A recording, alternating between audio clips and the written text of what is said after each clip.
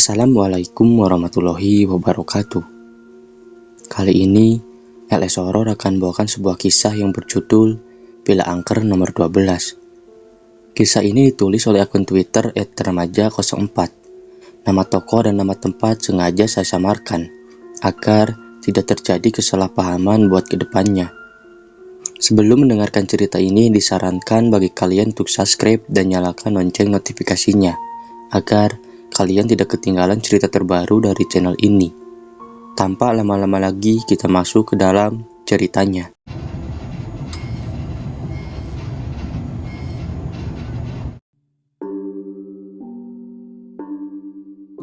Sebelumnya, perkenalkan, nama saya Reja.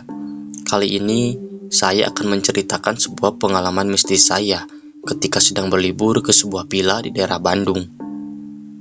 Kisah dimulai ketika waktu itu liburan sekolah dimulai. Saya dan ketiga teman sekelas saya memutuskan untuk menghabiskan liburan ini ke salah satu tempat wisata, pemandian air panas di daerah Bandung. Kami berencana untuk berdiam di sana selama 3 hari. Yang dimana kala itu ada Andri, Pera, Parik, dan saya. Kami berangkat sekitar jam 9 pagi di hari Rabu. Menggunakan kendaraan pribadi milik Parik, kami pun berangkat. Di perjalanan menuju tempat tersebut dihiasi oleh perkebunan teh yang membentang begitu luas, menambah keindahan sejauh mata memandang. Sekitar menempuh jarak kurang lebih 2 jam, kami pun sampai di tempat tersebut. Kala itu sudah dipadati wisatawan yang lain yang berkunjung ke tempat itu. Satu persatu kami pun keluar dari kendaraannya Parik, sembari menghirup udara yang panjang, menambah kesan nyaman di tempat ini, karena udaranya yang sejuk menambah rasa betah untuk berlama-lama di tempat ini. Kami pun langsung bergegas mengantri untuk membayar tiket masuk ke tempat itu. Sudah agak lama kami menunggu, akhirnya bisa masuk juga. Tawa canda kami lontarkan memecah suasana kala itu. Andri dan Parik langsung membasahi tubuh mereka dengan berendam di pemandian itu. Saya dan Pera masih terduduk diam menikmati suasana sejuk di tempat itu. Sambil sebat dua sebat, saya pun menikmati hari itu. Ja, kenapa lu gak ikut mereka? Ucap Pera kepada saya. Nanti aja, Ra. Lagi enak nyebat nih. Iya, kenapa lu juga malah ngikutin gue? Bukannya ikut nyebur tuh kayak mereka? Jawabku sembari menggoda Pera. Apaan sih? Gue jadi takut deh lama-lama sama lu. Ya udah deh, gue ganti baju dulu, mau ikut nyebur nih, enak kayaknya, balas Pera. Ya udah, pergi sana, jawabku dengan memberi senyuman kepada Pera. Pera pun langsung bergegas untuk mengganti bajunya dengan raut muka yang tersipu malu karena digoda olehku. Woi, dasar buaya, ucap Parik sedang berendam kepada aku.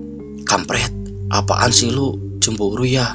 Jawabku dengan sedikit ketawa. Idih, jangan GR lu kambing, balasnya kembali.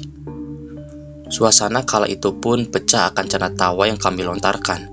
Pera yang tadi sedang mengganti pakaiannya langsung menyeburkan dirinya ke dalam kolam air pemandian itu.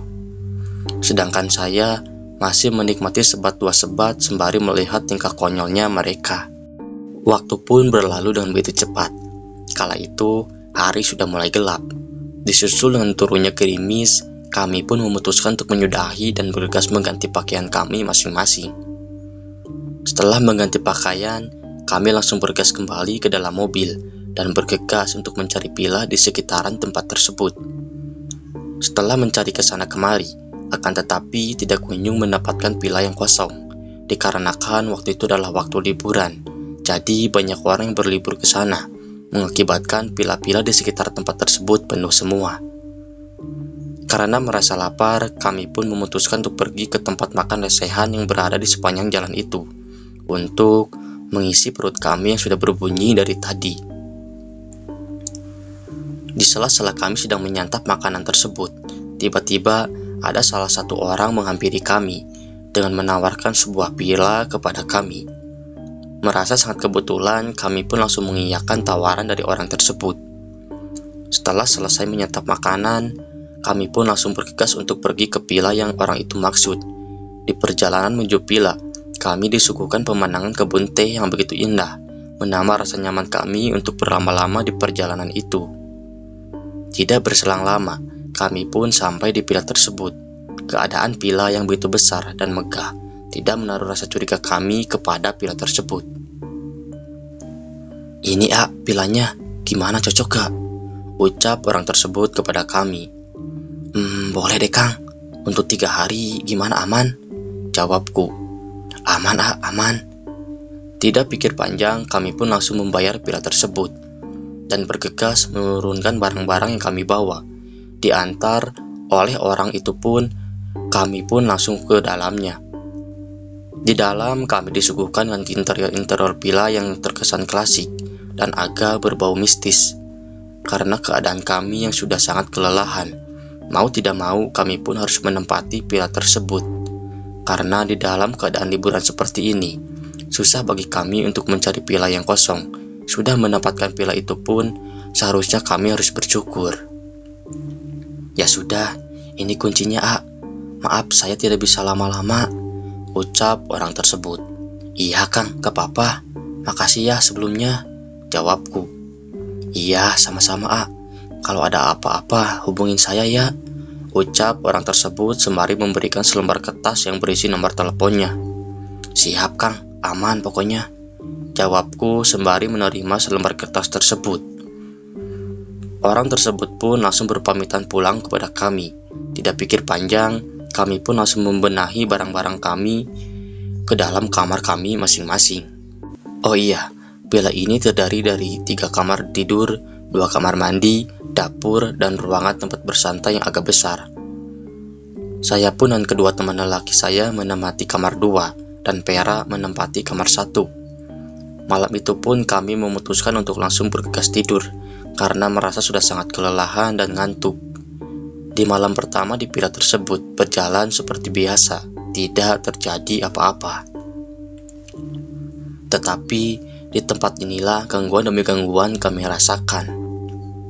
Di keesokan harinya, kami dibangunkan oleh suara burung yang bersuara bersaut-sautan. Kami yang sudah terbangun disuguhkan oleh pemandangan yang sangat indah yang dimana terlintas jelas hamparan kebun teh yang meliuk-liuk membentang dengan sangat luas. Dengan udara yang sangat sejuk menambah rasa nyaman di tempat ini. Satu persatu kami pun bergegas untuk pergi mandi. Setelahnya kami berkumpul di ruang tamu untuk membicarakan kegiatan kami di hari ini. Dan kami pun sepakat untuk menjelajahi kebun teh yang berada di tempat ini.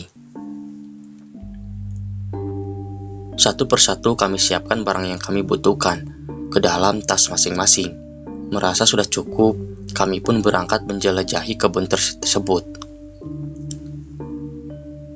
Di perjalanan, tidak lupa kami untuk berfoto mengabadikan gambar untuk kami abadikan.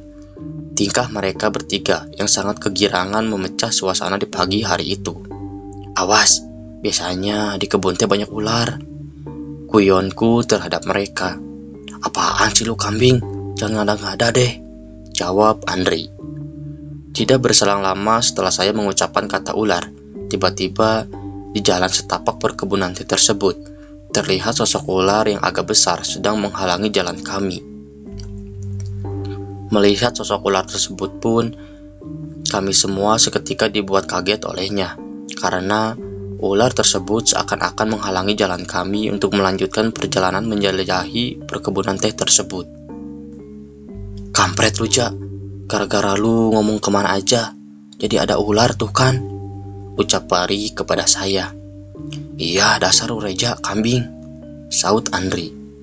Loh, kenapa nyalahin gue? Kan emang faktanya, di perkebunan teh itu suka ada ular," jawabku. Vera yang kala itu hanya bisa tersenyum melihat tingkah laku kami yang saling menyalahkan satu sama lain. Udah, kalau gini kita pulang aja ke villa," ucap Vera kepada kami. Kami pun langsung mengangguk akan setuju dengan perkataan yang Vera ucapkan. Di perjalanan pulang, cuaca yang tadinya cerah seketika berubah mendung dan sekilas turun rintik-rintik hujan yang membuat kami harus berlarian untuk kembali ke villa. Sesampainya di villa, kami pun bergegas untuk pergi bersih-bersih dan langsung berkumpul kembali di ruang tamu untuk bertukar cerita tentang pengalaman kami masing-masing. Entah kenapa, topik yang kala itu kami ambil berkaitan dengan hal-hal mistis. Hujan di luar semakin deras, kami pun terlalu akan obrolan mistis kami. Di sela-sela itu, terdengar suara benda jatuh dari arah dapur. Sontak aja, kami yang kala itu sedang bertukar cerita seketika bertukar pandang. Vera yang merasa kaget memelukku dengan erat. Nyamuk, ucap Andri dan Aparik. Terlihat Vera yang tidak sengaja memelukku. Mendengar perkataan Andri dan Parik, Vera pun seketika terkesipu malu dengan raut muka yang agak memerah. Ish, apaan sih kambing? Coba cek ke dapur, apa yang jatuh barusan? Ucapku kepada Andri dan Parik. Kami pun berempat bergegas untuk pergi ke dapur. Langkah kaki kami tujukan, dan ketika tiba di sana, ternyata keadaan dapur baik-baik saja, tidak ada barang satupun yang terjatuh. Kok aneh ya? Jelas-jelas tadi ada suara barang yang jatuh, tapi kok gak ada yang jatuh ya? Ucap Andri kepada kami. Ah, udah, jangan diambil pusing, mungkin tikus barusan, ucap Parik. Kami pun langsung bergegas kembali ke ruang tamu. Hujan kala itu tidak ada tanda-tanda untuk reda, malah semakin deras. Disusul dengan suara petir yang menggelegar, menambah suasana kengerian di villa itu. Waktu pun terus berlalu, hari sudah mulai gelap. Akan tetapi, hujan di luar tidak kunjung ada tanda-tanda reda. Di hari kedua kami di villa itu pun dihabiskan dengan berdiam diri di dalam villa karena hujan. Waktu itu menunjukkan pukul 9 malam. Kami yang sedang menonton film horor di ruang tamu seketika merasa lapar dan memutuskan untuk mencari makanan keluar. Kala itu, Vera yang tiba-tiba merasa gak enak badan memutuskan untuk tidak ikut membeli makanan keluar.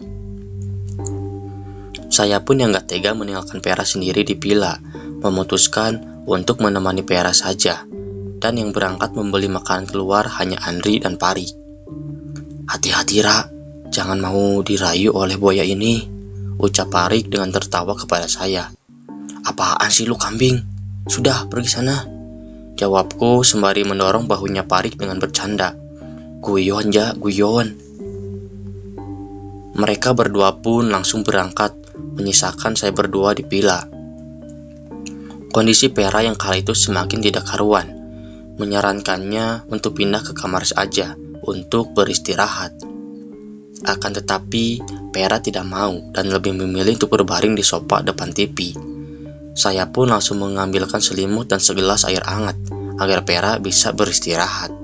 Di sela-sela itu, saya kebelat ingin buang hajat dan bergegas berlari ke kamar mandi untuk menunaikan hajat saya. Akan tetapi, ketika sedang di kamar mandi, terdengar suara tangisan dari arah luar. Pikir saya, mungkin itu Vera, dan saya pun mempercepat buang hajat saya dan kembali melihat keadaan Vera. Akan tetapi, ketika saya lihat Vera, dia sudah tertidur lelap. Terus siapa yang menangis barusan? Pikirku dalam hati. Tidak berpikiran aneh-aneh, saya pun menyalakan televisi dan menonton acara komedi untuk mencairkan rasa takut saya kala itu. Seketika, terdengar suara ketukan dari arah pintu villa. Saya pun yang mengira kalau itu Andri dan Parik, tidak menghiraukan ketukan pintu tersebut. Akan tetapi, terlintas dalam pikiran saya, kalau memang itu Andri dan Parik, kenapa suara mobilnya tidak kedengaran? Saya pun mencoba beranjak dari tempat duduk untuk mengintip lewat jendela. Akan tetapi, di luar tidak ada siapa-siapa dan mobil Parik pun tidak berada di luar. Saya pun mencoba untuk menenangkan pikiran saya dan kembali untuk menonton TV. Akan tetapi, ketika baru saja duduk, saya dikagetkan dengan suara tangisan dari arah kamar mandi. Dan seketika lampu-lampu yang berada di villa tersebut hidup mati, seperti ada yang sedang memainkan saklarnya. Di sela-sela itu, saya pun beranjak dan memutuskan untuk bergegas ke arah Vera, karena khawatir terjadi apa-apa terhadapnya. Akan tetapi, terlihat dengan samar-samar, sudah ada sosok tinggi besar dengan mata yang menyala merah di dekat tubuh Vera yang sedang terbaring. Melihat itu, saya pun mencoba untuk menenangkan diri saya dan berdoa sebisa mungkin. Sosok tersebut melihat kehadiran saya, langsung bergegas menghampiriku yang sedang terpaku lemas mematung di depannya. Seluruh tubuhnya yang dipenuhi bulu, dengan taring di setiap mulutnya, menambah kengerian dari perwujudan sosok tersebut. Saya pun mencoba untuk menggerakkan badan saya, akan tetapi tidak kunjung bisa. Sosok tersebut sekarang sudah berada tepat di depan mukaku. Keringat dingin membasahi seluruh tubuhku, dan aroma dari sosok tersebut yang bau anyir membuatku mual seakan-akan ingin memuntahkan semua isi dari perutku kala itu. Pikiranku campur aduk antara mau berlari ke arah Pera atau bergegas keluar. Dan seketika leherku dicengkram olehnya, membuatku tidak bisa bernapas dan tidak sadarkan diri. Bangun-bangun kala itu saya sedang terbaring di atas sofa bersebelahan dengan Pera. Dan saat itu, Andri dan Pari sudah berada di samping saya. Pera yang kala itu masih tertidur pulas, seakan-akan tidak sadar akan kehadiranku di sampingnya. "Kambing lu, mencari kesempatan dalam kesempitan," ujar Andri dan Pari. "Gue bisa jelasin, Dri," jawabku dengan kepala yang masih berat dan sedikit pusing. Saya pun menjelaskan kejadian yang tadi saya alami kepada mereka berdua. Tentu saja mereka berdua tidak langsung percaya terhadap perkataanku. "Ya sudah, kalau kalian gak percaya terserah kalian aja. Tapi memang itu yang gue alami," ucapku kembali. Dengan mendengar perkataanku dengan nada yang sedikit serius, mereka berdua pun sedikit percaya akan omongan yang kulontarkan barusan. "Santai aja kali, kalau sampai si Pera kenapa-napa, lu tinggal jawab aja," ucap Andri dengan sedikit tertawa terhadapku. "Apaan sih lu kambing? Gue serius," balasku. Udah, ini gue beli makanan. Coba bangunin Pera, suruh dia makan dulu," sahut Pari. Saya pun mencoba untuk membangunkan Pera, dan di malam itu kami memutuskan untuk mengisi perut kami terlebih dahulu, dan setelahnya bergegas untuk pergi tidur. Setelah beres memakan makanan tersebut, saya pun memutuskan untuk mencuci muka terlebih dahulu, berharap agar kejadian yang tadi saya alami adalah sebuah mimpi belaka. Akan tetapi, ketika saya sedang berada di kamar mandi, terdengar suara teriakan dari Pera. Dan seketika, saya pun berlari untuk menghampirinya. Di sana, Pera sudah terduduk dengan berteriak-teriak enggak jelas, sembari menunjuk ke arah pojok dari kamarnya. Seketika Parik dan Andri pun menghampiri kami, dan memang ternyata di arah tunjukan Pera sudah ada sosok hitam legam dengan dipenuhi bulu di setiap tubuhnya sedang berdiri tegak menatap kami. Sontak aja kami yang melihat sosok tersebut sangat ketakutan dan berdiri berdempetan di pojok kamar tersebut. Perwujudan dari sosok tersebut terus menghampiri kami yang sedang tidak berdaya menyender di sudut kamar tersebut. Lari kampret," ucap Parik terhadap kami. Kami pun mencoba untuk menggerakkan tubuh kami dan bergegas berlari keluar dari kamar tersebut. Akan tetapi, ketika baru beranjak, seketika pintu kamar itu tertutup dan terkunci dengan sendirinya. Kami pun langsung berdoa dengan sebisa mungkin, berharap agar sosok tersebut bisa menghilang. Akan tetapi, bukannya menghilang, sosok tersebut seperti kegirangan melihat kami yang sedang ketakutan dan terus menghampiri kami. Lengan-lengannya yang begitu besar dengan kuku-kuku tajamnya mencekram kami berempat. Kami pun dibuat tidak bisa bernapas dibuatnya, dan seketika sosok tersebut menyeringai kepada kami dan seketika menghilang dengan sendirinya. Kami yang melihat sosok tersebut sudah menghilang, memutuskan untuk pergi dari villa ini di malam ini juga. Kami mengemasi barang-barang kami masing-masing dan bergegas pergi keluar. Ketika sedang melangkah untuk memasuki mobil, terlihat siluet-siluet putih bertebangan di atas kepala kami. Kami pun tidak pikir panjang langsung berlari ke arah mobil dan bergegas masuk ke dalamnya. Akan tetapi, seakan-akan tidak bersahabat, mobil Parik itu pun tidak bisa dihidupkan. Dan seketika, terlihat sosok tinggi besar hitam legam itu di depan mobil kami.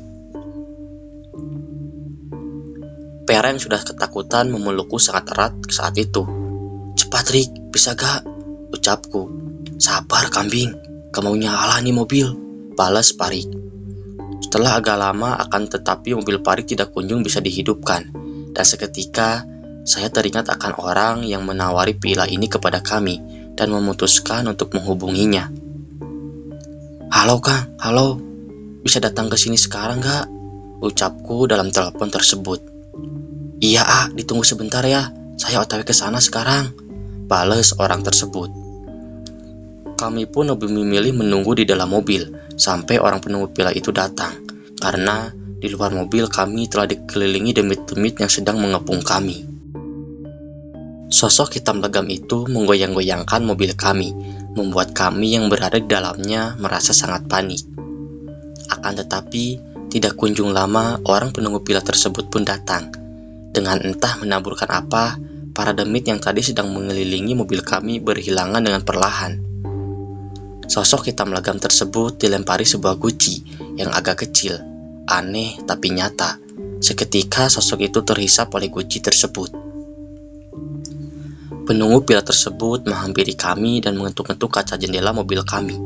Parik yang melihat itu langsung bergegas membukakan kaca mobilnya. Sudah aman, ucap penunggu villa tersebut.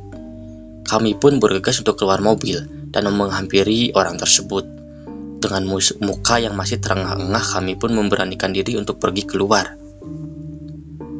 Penunggu villa tersebut menyarankan kami untuk kembali ke dalam villa karena masa sewa villa tersebut masih tersisa 1 hari. Akan tetapi kami yang sudah sangat ketakutan memilih untuk meninggalkan villa tersebut di malam ini juga. Tapi masih tersisa 1 hari. Ini uangnya mau dikembalikan apa gimana? Ucap penunggu villa tersebut. Udah ambil aja Kang, sebagai ucapan terima kasih kami karena telah dibantu, ucap saya. Penunggu villa tersebut pun tidak bisa berbuat apa-apa karena kami yang kekeh ingin pulang malam ini juga dan memberikan kami air minum agar tidak diikuti oleh sosok tersebut ketika di perjalanan pulang nanti, ujarnya. Dan kami pun pulang di malam itu juga. Di perjalanan pulang tidak terjadi apa-apa dan kami semua selamat sampai ke rumah masing-masing.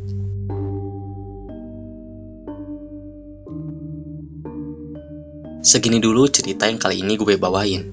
Bagi kalian yang suka, boleh like, comment, and share cerita ini.